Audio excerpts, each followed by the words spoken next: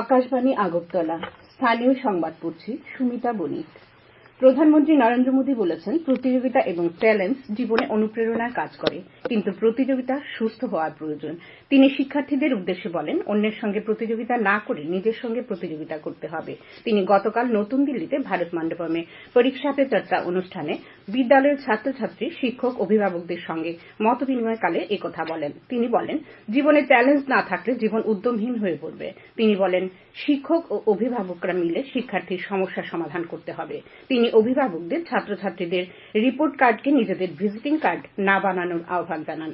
অনুষ্ঠানে কেন্দ্রীয় শিক্ষামন্ত্রী ধর্মেন্দ্র প্রধান বলেন, ভারত যুবাদের নেতৃত্বে বিকশিত দেশ হয়ে উঠবে।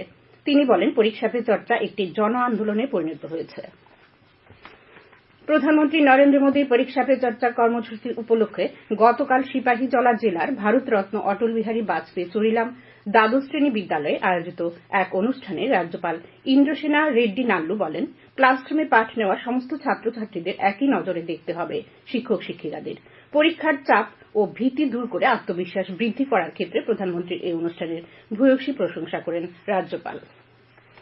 আগরতলার মহারানী তুলসীবতী বালিকা বিদ্যালয়ে গতকাল প্রধানমন্ত্রীর পরীক্ষা পে চর্চা অনুষ্ঠানে অংশ নিয়ে মুখ্যমন্ত্রী অধ্যাপক ডাক্তার মানিক সাহা বলেন, ছাত্রছাত্রীদের পরীক্ষায় যাবতীয় উদ্বেগ নিরসন করে কি করে পরীক্ষায় বসতে হয়, উদ্বেগহীনভাবে পরীক্ষা দিতে হয় তার একটি দিক নির্দেশ দিয়েছেন প্রধানমন্ত্রী। আসন্ন বাজেট অধিবেশনে সংসদের উভয় কক্ষের কাজ নির্বিঘ্নে সম্পন্ন করার উদ্দেশ্যে সরকার আজ একটি সর্বদলীয় বৈঠক আহ্বান করেছে। আগামীকাল রাষ্ট্রপতি দ্রৌপদী মুর্মুর ভাষণের মধ্য দিয়ে অধিবেশন শুরু হবে, চলবে 9 ফেব্রুয়ারি পর্যন্ত। সংসদীয় বিষয়ক মন্ত্রী প্রহ্লাদ যোশীর পৌরোহিত্যে নতুন দিল্লিতে বৈঠক হবে। কেন্দ্রীয় অর্থমন্ত্রী নির্মলা সীতারমণ 1 ফেব্রুয়ারি অন্তর্বর্তীকালীন বাজেট পেশ করবেন।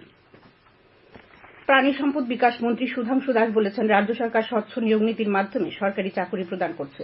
পরীক্ষার প্রতিযোগিতার এই যুগে নিজেকে যোগ্য করতে সংকল্প গ্রহণের উপর তিনি গুরুত্বারোপ করেছেন। গতকাল ঊনকোটি জেলার ফটিকরার দ্বাদশ শ্রেণী বিদ্যালয়ে এক সংবর্ধনা অনুষ্ঠানে তিনি ভাষণ দিতে গিয়ে এই কথা বলেন। অনুষ্ঠানে মন্ত্রী শ্রী দাস সহ এই বিদ্যালয়ের প্রাক্তন কৃতী ছাত্র তথা কলকাতার বিশিষ্ট চক্ষুরোগ বিশেষজ্ঞ ডাক্তার রতীশ চন্দ্র দাস ও তার সঙ্গে আসা চিকিৎসক দলকে সংবর্ধনা জানানো হয়। তথ্য ও সম্প্রচার মন্ত্রকের উপর উত্তর পূর্বাঞ্চলের মহানির্দেশক হিসেবে কে সতীশ নাম্বুদিরিপাদ দায়িত্বভার গ্রহণ করেছেন। তিনি উত্তর পূর্বের 8টি রাজ্যের প্রেস ইনফরমেশন ব্যুরো এবং সেন্ট্রাল ব্যুরো অব কমিউনিকেশনের অফিসের প্রধান হিসেবে দায়িত্ব পালন করবেন। আগরতলা প্রেস ক্লাবের 40 বছর পূর্তিকে সামনে রেখে আজ শোভাযাত্রার মধ্য দিয়ে বছরব্যাপী বিভিন্ন অনুষ্ঠানের সূচনা হবে। সকাল 11:30টায় আগরতলা প্রেস ক্লাবের সামনে থেকে শোভাযাত্রার সূচনা হবে। আগামী 17 থেকে 19 ফেব্রুয়ারি ত্রিপুরায় অনুষ্ঠিত হবে খেলো ইন্ডিয়া আন্তঃবিশ্ববিদ্যালয় যোগাসন প্রতিযোগিতা। ভারতের বিভিন্ন রাজ্যের বিশ্ববিদ্যালয়ের মোট 16টি দল অংশগ্রহণ করবে। আগরতলার নেতাজি চৌমুহনীস্থিত NSRCC-তে হবে প্রতিযোগিতা। গতকাল সচিবালয়ের প্রেস কনফারেন্স হলে আয়োজিত সাংবাদিক সম্মেলনে যুব বিষয়ক ও ক্রীড়া দপ্তরের মন্ত্রী টিঙ্কু রায় এই সংবাদ জানান। তিনি জানান, খেলো ইন্ডিয়া ইউনিভার্সিটি গেমসে 20 ভাগের মধ্যে 15টি বিভাগের প্রতিযোগিতা হবে আসামে, বাকি 5টি হবে উত্তর পূর্বাঞ্চলের অন্যান্য রাজ্যগুলিতে। ত্রিপুরাতে হবে শুধুমাত্র যোগাসন প্রতিযোগিতা।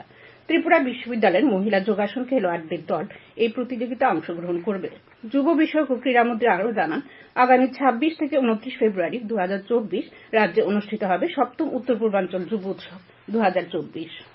সৌরাষ্ট্রের বিরুদ্ধে কর্নেল সি.কে. নাইডু ট্রফি অনূর্ধ্ব 23 বছরের ক্রিকেটের 4 দিনের খেলায় ত্রিপুরা সরাসরি পরাজয় এড়াতে লড়াই করছে। সৌরাষ্ট্র ক্রিকেট অ্যাসোসিয়েশনের মাঠে অনুষ্ঠিত খেলার দ্বিতীয় দিনে গতকাল স্বাগতিক সৌরাষ্ট্র প্রথম ইনিংসে সবকটি উইকেট হারিয়ে 430 রান করে। জবাবে রাজ্য দল প্রথম ইনিংসে সবকটি উইকেট হারিয়ে মাত্র 149 রান করে। আবহাওয়ার পূর্বাভাসে জানানো হয়েছে, আজ আকাশ অংশত মেঘাচ্ছন্ন থাকবে। সকালে হালকা কুয়াশা পরিলক্ষিত হয়। আজ দিনের সর্বোচ্চ তাপমাত্রা থাকতে পারে 25 ডিগ্রি সেলসিয়াসের কাছাকাছি। সকালে সর্বনিম্ন তাপমাত্রা ছিল 12 ডিগ্রি সেলসিয়াস। স্থানীয় সংবাদ এখনকার মতো এখানেই শেষ হলো।